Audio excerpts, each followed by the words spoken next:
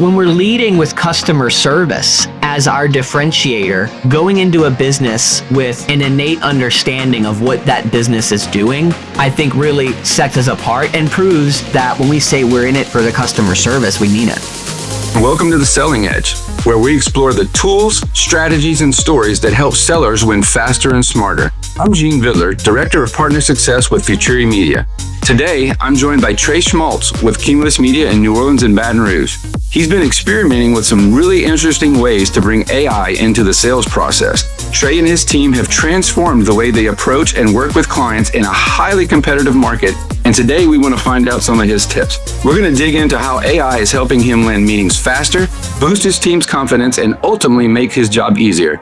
Trey, thanks for being here, and let's jump right in. So tell me a little bit how long you've been in the business, Trey. I came to Cumulus from local television. This will be my 19th year in broadcasting. Half of that was in content before moving into business management and sales. Gotcha. And so you are over both the New Orleans and Baton Rouge market? Oversee all sales in Baton Rouge and then help with digital sales in New Orleans. Got you. So you just said digital, which has been a big change in radio world. But 10 years ago, when your account managers were going to call on a new business, it's a lot different than it is today, right? Upside down, 180 degrees, however you want to look at it. Yeah, I mean, it's the conversations have changed, the needs have changed, the budgets have changed. I think there's no doubt about it. We all live and feel it, that it's not the same at all. So let's just kind of go back in time 10 years ago. What was a typical day like for an account manager, like, trying to do just their daily business, of all the things that they had to handle? And I know it's, 10 years ago, which doesn't seem like that long ago, but can you remember back then, like what a day was like for an account manager? Like if they were trying to make a new call, like what would they do? I wasn't with the radio company 10 years ago, but overall, I can tell you that I think we were coming out of the 2008 economic slowdown in 2015. In Louisiana, we were moving out of a natural disaster. We were trying to reshape our economy. I think that we were still somewhat in the traditional mindset, and we were a little bit protected of still being able to be the place where you had to be. This, 2015 is really before we probably saw the explosion in programmatic digital marketing like we see now from a lot of our teams and what they're facing. So I think 10 years ago for us, we were not fully digital first, but we were still leading with our traditional marketing strategies and our traditional marketing capabilities with digital as an add-on, and still being able to cold call on people with a conversation about radio first. And I think back then, it still very much was embraced by the business owner because they hadn't been hit, at least in our market, they had not been hit just yet by the extreme digital growth from a local marketing perspective. Right. Yeah, for sure. I don't want to overcomplicate it, but it was a little bit simpler back then when, you had one sales staff for one station and they concentrated on that station. And then digital was hey, there's this new digital thing that, we can kind of play around with. And so the account managers had like one job, so to speak. They had to know one station or two stations. Right. I think we probably were a little bit more, I don't want to say stronger, but the conversations were probably a little bit more powerful coming from the AE because they had fewer products that they had to be experts at. So we were able to sell super strong ratings in a medium that was enormously engaged in, even in 2015, right? We had, of course, iPods and those kinds of things, but we weren't quite fully pushed into, I think, the marketplace we're living in now. So AEs were more focused on having to be experts at ratings for their 1, 2, 3 stations, and then had the ability to bring someone in kind of at the close of the deal to talk about digital. Whereas we're starting to see that, we're way beyond the reverse of that conversation now. Yeah. Well, it's been pretty amazing. So you've got a big team and they sell a lot of stations now, right? Along with digital and sports. Each cluster's 4 stations deep, and we're selling top stations. We're selling sports talk stations to pretty major markets in Louisiana. and countless digital products. Yeah. So thinking back 10 years ago, how we did business, and then now, looking now, let's start with the big picture.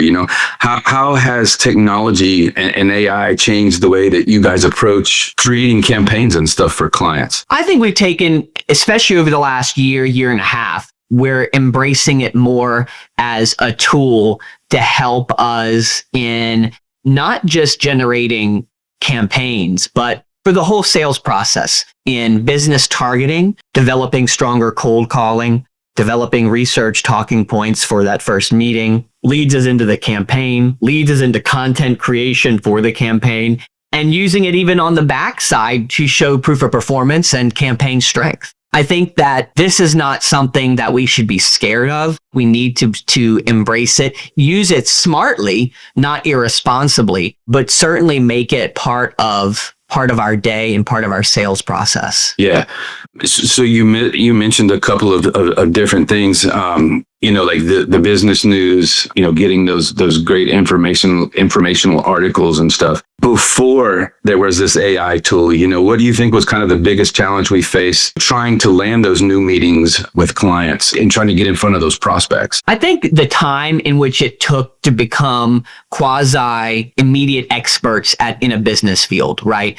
The time it takes to research, there's a real big difference between making 20 cold calls a day, just going down the street and picking off 20 businesses and calling, versus taking some time to develop thoughtful targets.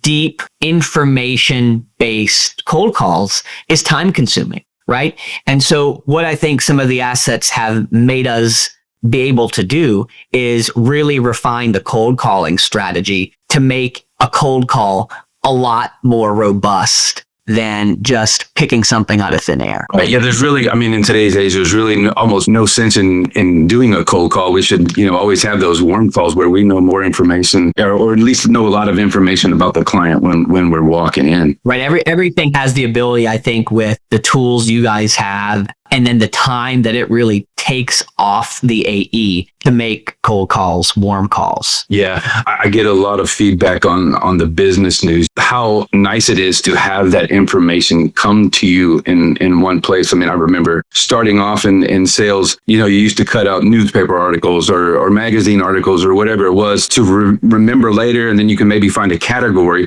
Well, now you can go in and set up a category and have all that information delivered to you. So like you're saying, it's a great time-saving tool. Absolutely. And I think here's a real world example just this morning, and it's almost like perfect timing for our call and also for a category we're exploring or we're actually in as of this week. Today in the data cards or the business news feature was something about parochial and private schools.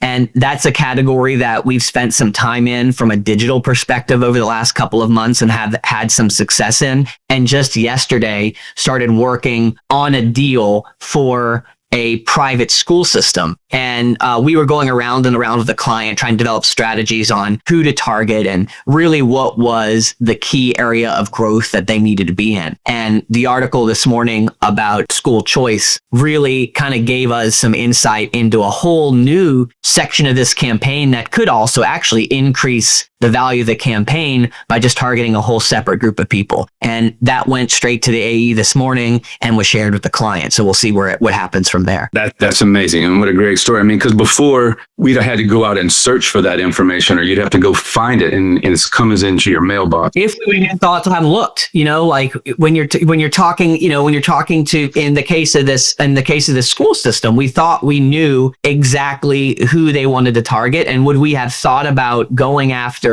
parents in this category of the article? I'm not sure. Would we even have been able to find that data? It was you guys shared a trade report from a trade report. Would we have ever thought to go to that trade report, which we may have had to go find at the library? I don't know. So it certainly has opened up more doors than we probably thought to open ourselves. Yeah, well, that's great, man. It's good to know that the product is providing results for you guys. Well, and another thing too is that's a great example of a valid business reason for your account manager to call on this school system now. I know you said that they mailed the email article to the client. what other steps has that AE done with that client? So in this case, the business has actually been closed. We've developed a campaign strategy based on radio and digital for this school system, but I think there's room for the budget to grow. And that's where we will now use today's insight to say, hey, look, we've got this campaign that you're very happy with. This is the second iteration of it. They've been on with us before. They've now returned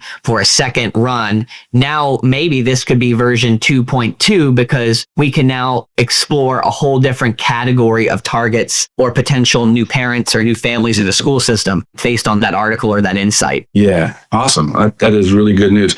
So I know you mentioned the data cards a little bit earlier too. Some great features that kind of pull a little bit of everything that we do into one place. Has your team had much success with the data cards? Even though we're not at an adoption level that I'm, super excited about, I think there's room for growth for us. The success is just so far in the team's ability to gather information and just become stronger sellers. While it might not every day be leading to closing deals just yet, I think watching them have access to data points and then them deciphering those data points to the client in ways that they can speak to the client's been tremendous. I know we started talking a little bit earlier about valid business reasons and such. I know one of the things that I really liked about the data cards was it pulls in all of the information that's out there into this one spot for this client. So you don't have to go, like you said, searching for those business news articles or co-op information or contact information. One of the things that I really, really like about those data cards when you first fill them out is you get that synopsis on the first page that kind of gives you how these types of businesses, here's their demo. So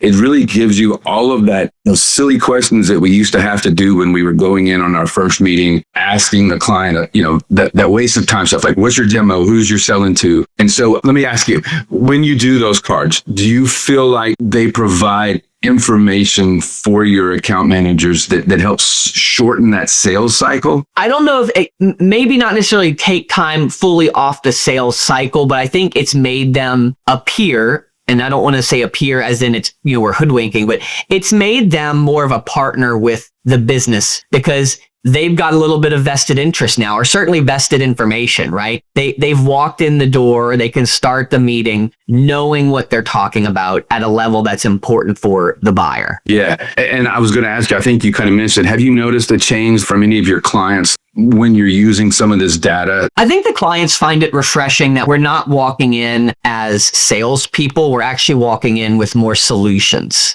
And being armed with the data, spending some time, a little bit of investment on the AE's end before these meetings take place, just really sets a whole new energy in the room or on the call because they know a little bit about what they're talking about. They know a little bit about the pain points of their clients, and they're able to come up with ways to ease some of that pain through our radio and digital marketing efforts. Yeah.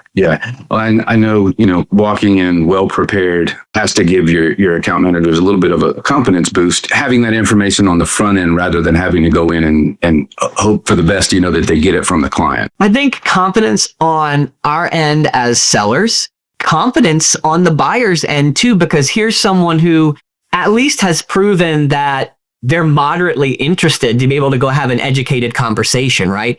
And I think what it does is it sets us apart. On the radio, we can sell ratings and formats, but in the scattered media consumption landscape that the customers that we live in as media consumers, a bad sales pitch could lead to a business going elsewhere. So when we're leading with customer service as our differentiator, when we're trying to sell a holistic campaign, going into a business with an innate understanding of what that business is doing, I think really sets us apart and proves that when we say we're in it for the customer service, we mean it. And I know your guys, the way you go to market is a little bit different. First, I want to bring up one other point real quick, because you were talking about having the knowledge with the account managers. And I've always thought that, we were such unique salespeople because, most people, they just have to know one product or one industry. Like if I'm selling plumbing pipes, then I need to know plumbing. But a media salesperson, whether it's radio, TV, digital, we have to know about 1,000 different businesses. So having, like you were talking about, the access to all of that information so that as a salesperson, you can feel confident when you're walking in, the knowledge of that, the basic knowledge of that business was always a challenge, when you're trying to find out, okay, what do I know about restaurants right now? And then what do I know about plumbers? And have you seen where the AI has been able to help your team with that, just having more knowledge in general? Yeah, and let me add one layer to that even. We're not just talking about countless amounts of business categories that we need to know about.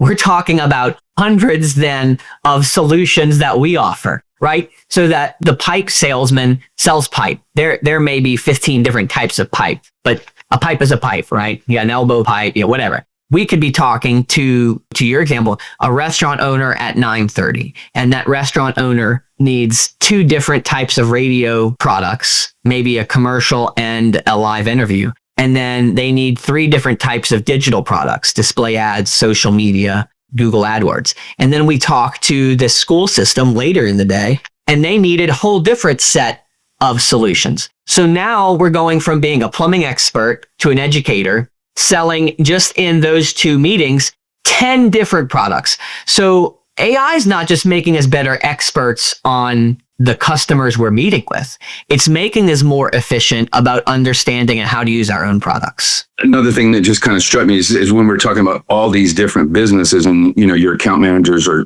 basically going business to business and they're putting on a different hat. And each one of those business owners that they are meeting with have different personalities and different needs and are different processes. Have you found being able to use AI tools to understand how those people you're meeting with, how they respond, how they are as buyers, those personality profile type things? Have you been able to use those with any success recently? Look, I think it goes back to being service industry thought minded. We need to be great at service. Being able to grasp the personality of the buyers before we engage with them also makes us more trustworthy, right? We know that if we need to go into somebody who is not looking for this big dog and pony show, but just wants the facts, just wants the ROI and wants to get on with life, that's an extremely different sales pitch than someone who likes to be a little bit more verbose or will hold you in an office for longer than you need to be. Being able to cater our pitch to not just the specific type of business for the first time, but now also being able to cater it to the actual buyer really makes us not just that word efficient, again, more efficient, but just proves the fact that we can just be a better partner in the whole process than ever before. Good. Well, I'm glad the tools are working for you. So looking ahead to 2026, what do you see as some of your biggest challenges right now? And you guys are probably just starting to work on or have finished up budgeting and stuff, I'm assuming. Have you guys identified those big rocks? Like what's going to change next year? We're working through that right now. I think the local traditional marketplace is changing rapidly in every market. And I think we're seeing the shift as some longtime business categories have made some buying changes. We're also seeing some ways that some businesses that really were first to embrace digital may be reconsidering traditional media, depending on the needs of their business seasonally. So I think 2026 is going to be yet another year of change from a digital landscape. I think we're seeing some changes in the video category with mergers and features and more access consumers are going to have to things that had been traditionally a cable television experience. So I'm not sure yet that we've identified 1 or 2 things other than that our main focus going forward has to be how we embrace technology to make our sales process more streamlined and easier for both buyers and sellers. AI is not going to slow down. If anything, it's going to come faster. And I know that's, our goal too, is to be able to get information into the account manager's hands as quickly as possible. And I know that there's a lot of advancements that we're working on to help make your job easier and faster. So is there anything that you have that I haven't covered today that you were thinking about when we were talking about this that you wanted to share with us? Yeah, well, I wanted to tell you one of my favorite stories with with using the data from you guys has been earlier this summer when a pretty large advertiser, let's say it's in the restaurant space, it's a QSR. We have a decent relationship with the buyer, and they warned us of market-wide cutbacks on the radio. And the first place we went was to Topline to help us develop a strategy for how we do one of two things. Maintain our buy, which would have meant we needed a greater share of the buy. If we were warned that there were market cutbacks coming and we didn't want any cut at all to us, we needed a really strong pitch on maintaining our share. Or at the very least, we needed a fair share.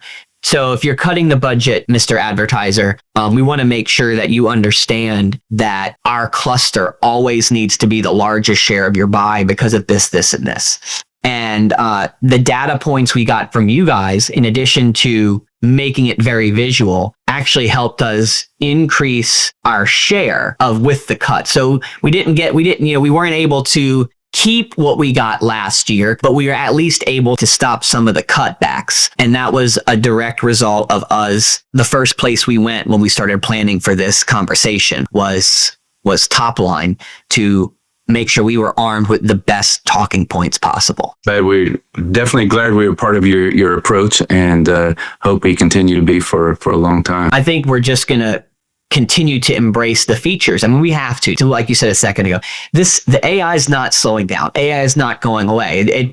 I liken this to the conversations people were having probably in 2001 about the internet, where you're not going to stop this. We have to make sure that we're smartly embracing it, using it to our advantage, because there's no doubt about it, the customers are. So if the customers are arming themselves with information, we need to meet the customers where they are so we can have educated talking points about why what we're doing is still extremely valid from a radio perspective, and then how using a radio company that's digital first just makes sense to your marketing strategy. Perfect. What would you like to see in 2026 from an AI partner that would help your team be more successful, close business faster, be more successful? Somehow where we could forecast trends. Wouldn't that be really cool? I like to say this was, I did TV before this, but in just, so I said this there, but Louisiana is a really weird place. We're not always on the top of the trends. A lot of times we're on the bottom, but the wave in which business trends come and go, we're on a strange island. So some things really affect us, some things really don't. But to have some insight into what could be coming, gosh, even at the market level, wouldn't that be really, really neat? And, there are some things out there that we forecast, but an aggregation system that could almost track all this either by category or something, that just makes us better planners. We all want to be better planners, and I feel like that's always something we strive for and say we're going to do next year.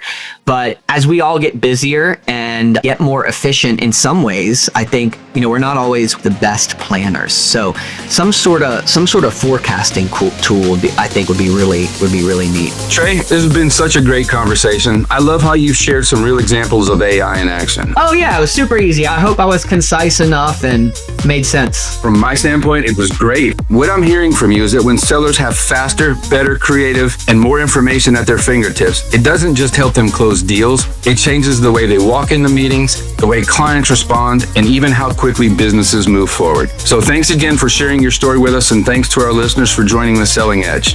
Until next time, keep selling smarter, not harder.